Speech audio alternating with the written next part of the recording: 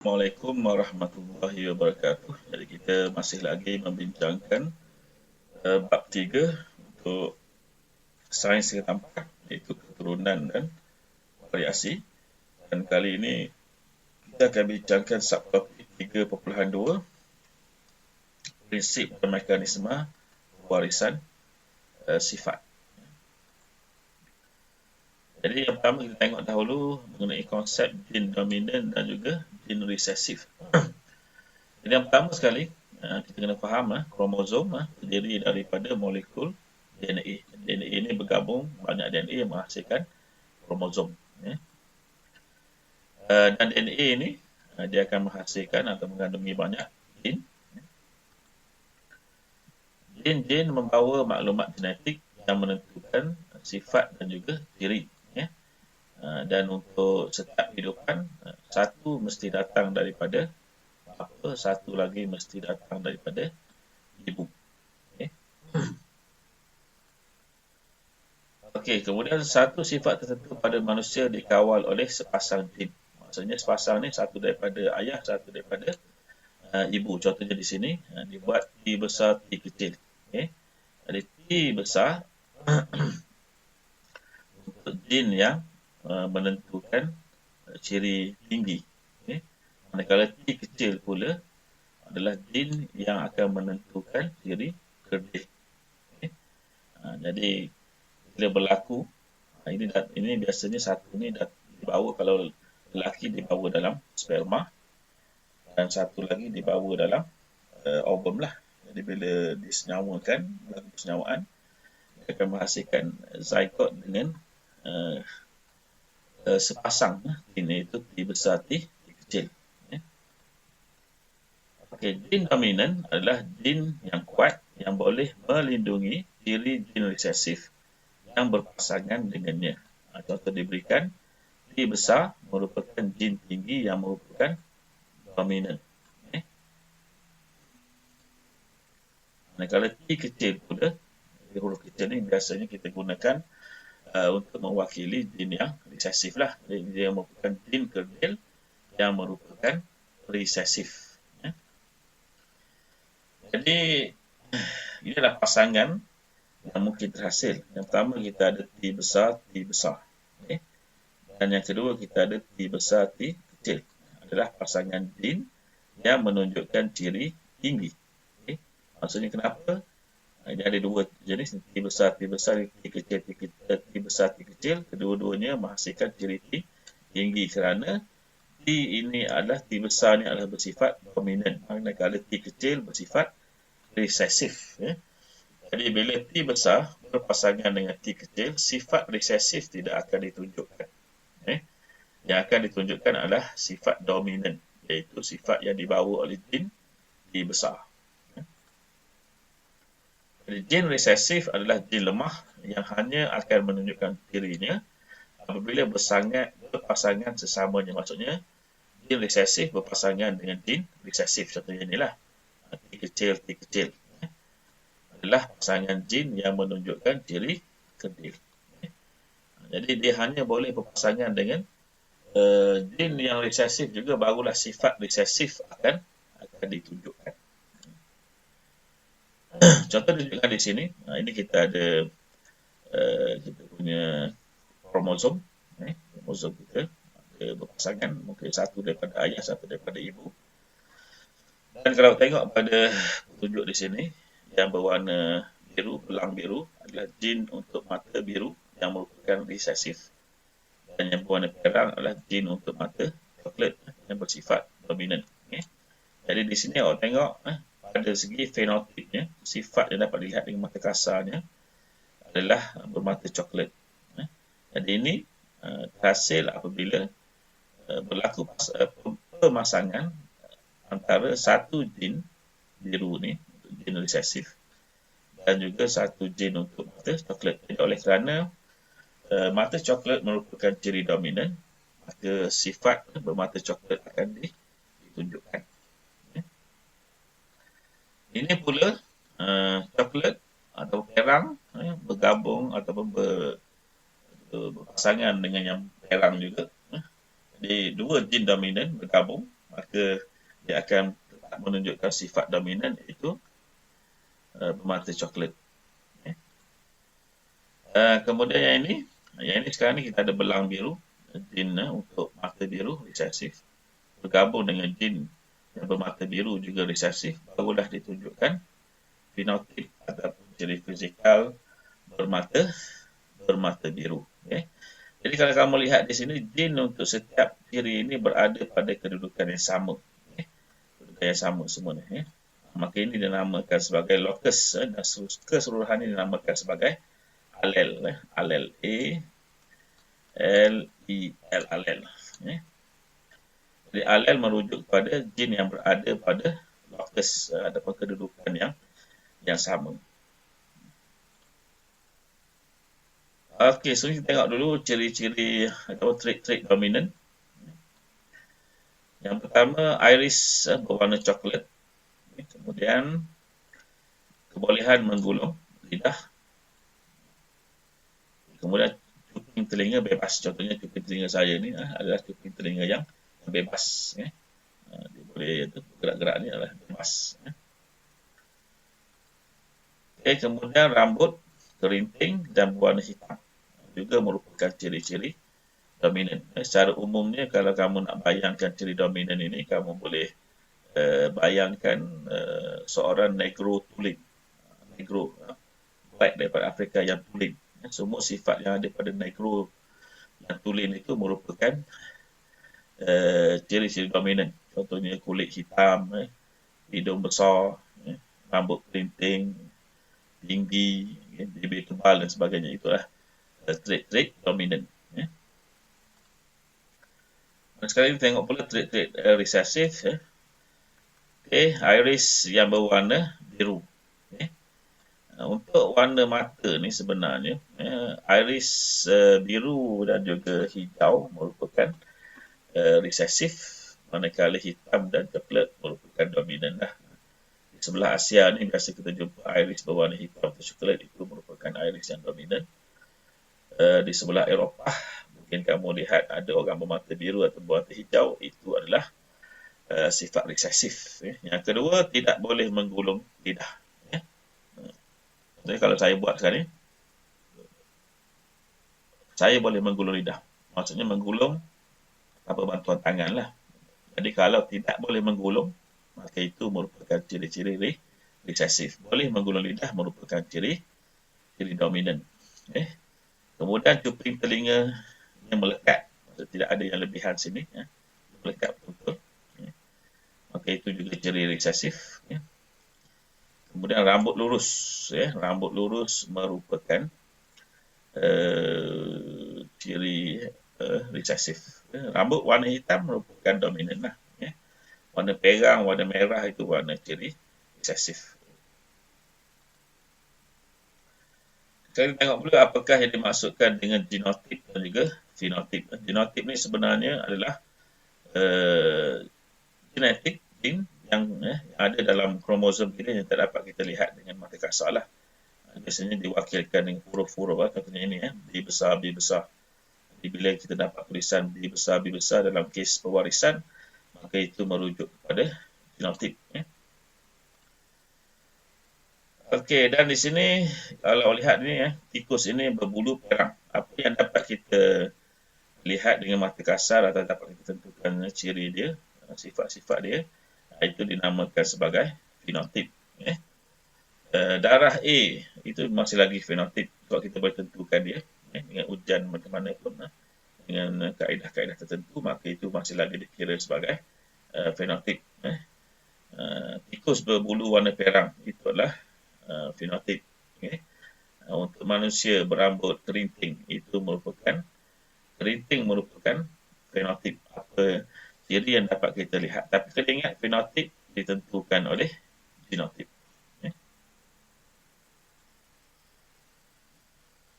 Okey, sekarang kita tengok mekanisme pewarisan sifat kacukan antara pokok kacang pi baka tinggi tulen dengan pokok kacang pi baka kerdil tulen. Jadi ini adalah salah satu daripada eksperimen yang dilakukan oleh Gregor Mendel. Gregor Mendel ini dikenali sebagai bapa pewarisan Dia merupakan seorang rahib di sebuah gereja di Austria suatu ketika dahulu, dan dia membuat kajian mengenai sifat-sifat yang ditunjukkan oleh pokok kacang tea. Kita tengok sekali Raja Skima yang menunjukkan katukan antara dua pokok kacang tea baka tulen yang mempunyai sifat berlainan. Jadi bila disebut baka tulen, dia sama ada kedua-dua gennya adalah dominan ataupun kedua-dua gennya adalah resesif. Jadi ini sifat fenotip dia pokok tinggi baka tulen. Maka kedua-dua gennya mesti dominan. Dikahwinkan dengan pokok kerdil baka tulen. Jadi kerdil dia mestilah mempunyai kedua-dua gen resesif. Dari segi genotip ni kita tulis sebagai T besar. T besar ni mewakili tinggi, dominan. Untuk pokok kerdil pula T kecil mewakili ciri kerdil, resesif.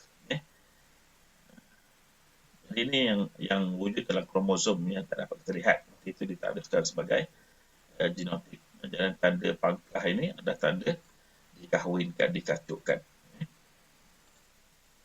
Okey, sebenarnya berlaku proses meiosis. Di sini adalah proses meiosis. Jadi kita kena ingat meiosis ini adalah proses yang akan menseparuhkan nombor kromosom. Jadi dua akan diseparuhkan jadi satu-satu dah. Okay, ini kita akan dapat lihat oleh kerana T besar, maka dua gamet yang terhasil, kedua-duanya membawa gen T besar. Jadi ini merupakan gamet lah.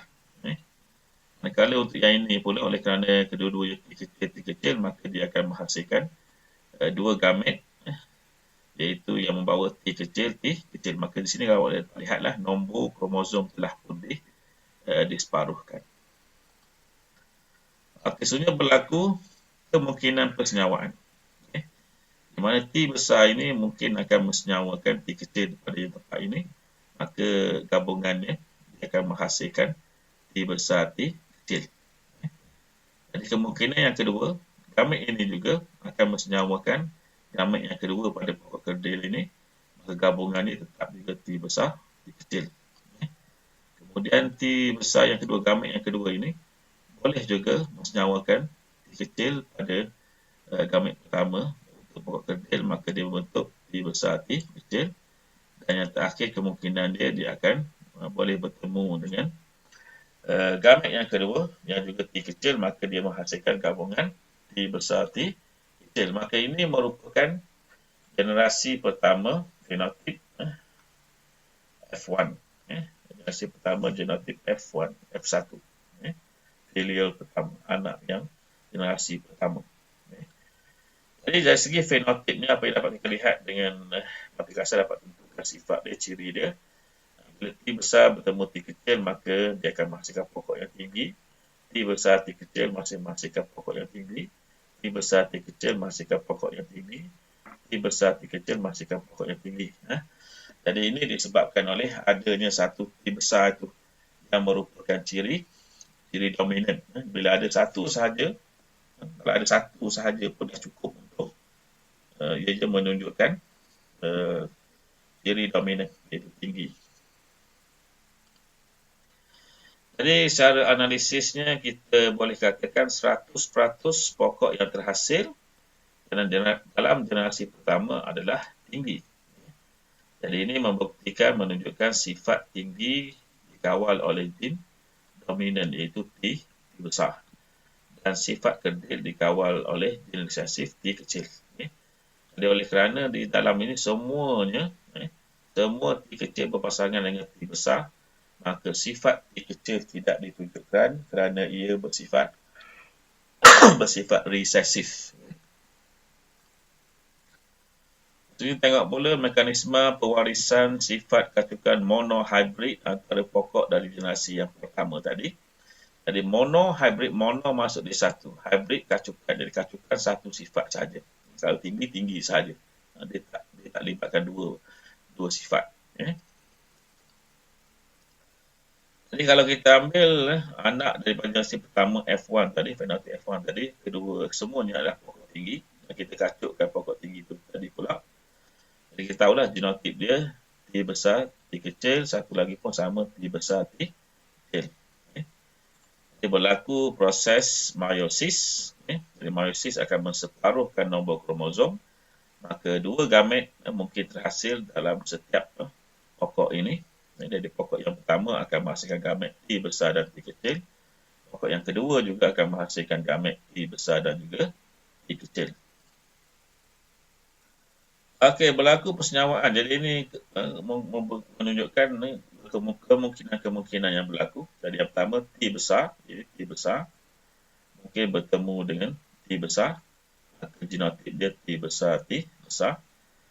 Kemungkinan yang kedua T besar ini bertemu dengan T kecil, maka genotipnya akan dapat T besar, T kecil. Okay. Gamet yang kedua pula T kecil mungkin bertemu dengan yang T besar ini, maka genotipnya T besar, T kecil. Jadi dalam konsep skema pewarisan ini, gamet yang dominan kita sentiasa tulis di depan. Jadi T besar, yang besar sentiasa ada di depan lah. Jadi ini kita tulis T besar, T kecil. Okay. Kemudian gamet yang kedua ini juga mungkin akan bertemu dengan gamet yang kedua pada pokok yang kedua dan akan menghasilkan genotip T kecil, T kecil. Okay. Jadi di sini kita boleh lihat ada tiga jenis genotip, T besar, T besar, T besar, T kecil, T kecil, T kecil. Okay. Dari segi fenotip dia, T besar, dua-dua dominan, maka sifat dia tinggi. Yang kedua, T besar, T kecil. Oleh kerana ada satu dominan, maka masih lagi tunjukkan sifat dominan tinggi. Okey, gabungan yang ketiga T besar, T kecil masih lagi ada satu dominan, maka masih lagi tinggi. Dan yang terakhir T kecil, maka dia menunjukkan sifat resesif, iaitu pokok kerdil. Okay. Jadi nisbah genotipnya adalah 1 T besar, 2 T besar, T kecil, 1 T besar, T kecil. Segi nisbah dia 3 tinggi, 1 kerdil. Okay. Jadi 25% pokok-pokok yang terhasil dalam generasi kedua adalah pokok yang kerdil yang melibatkan kacukan monohybrid antara pokok-pokok daripada generasi pertama. Okay.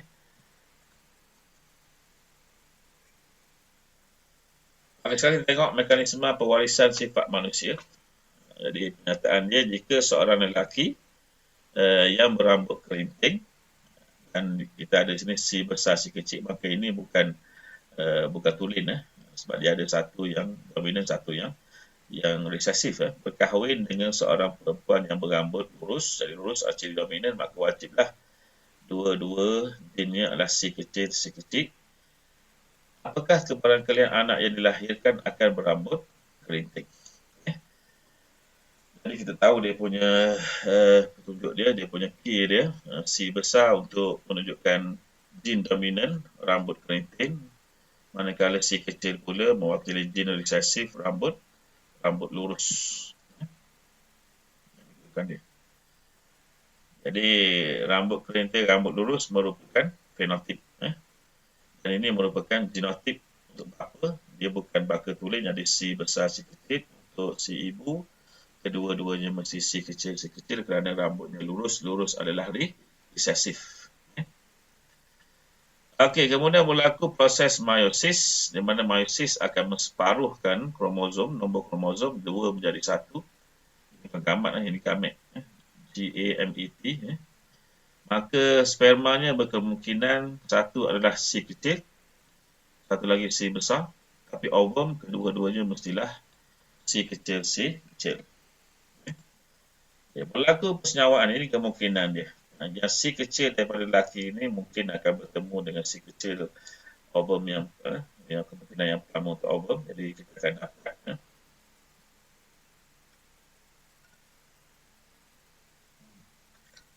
ini balik ni. Ini sepatutnya si kecil, ini si besar. Jadi itu masalah kalau kita gunakan huruf C ni. Sebab kita tak kadang tak dapat nak bezakan antara yang capital letter atau yang C besar dengan C kecil. Sebaiknya kita gunakan huruf yang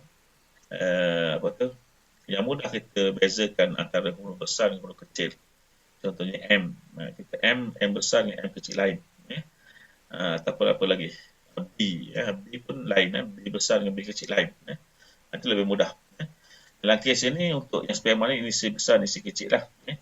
Jadi kemungkinan yang pertama, bila C besar berjumpa dengan C kecil, kita akan dapat genotip C besar, C kecil. Kemungkinan yang kedua di sini, masih lagi C besar, C kecil. Kemungkinan yang ketiga, C kecil bertemu C kecil. Dan kemungkinan yang keempat, C kecil bertemu dengan C kecil. Itu dari segi genotip. Dari segi fenotip pula, yang ini oleh kerana ada satu siri dominan, maka rambut keriting. Yang ini kerana ada satu yang dominan, maka lagi rambut keriting. Yang ini dua-dua C kecil, maka rambut lurus. Yang ini dua-dua C kecil, maka rambut lurus juga. Jadi kebarangkalian mendapat anak rambut keriting adalah 50%. Apa di sini kita ambil? Ini dua, maka 2/4. Pengiraan dia sebenarnya 2/4. 2 keriting daripada keseluruhan 4 darabkan dengan 100. Kebarangkalian 4 darab 1, 4 darab 25. 25 darab 2, kita akan dapat 50%. Jadi balik semula pada inilah, kebarangkalian mendapat anak berambut keriting adalah 50% ataupun nisbahnya 1/2. Jadi sekian untuk bab ini, subtopik ini. Assalamualaikum warahmatullahi wabarakatuh.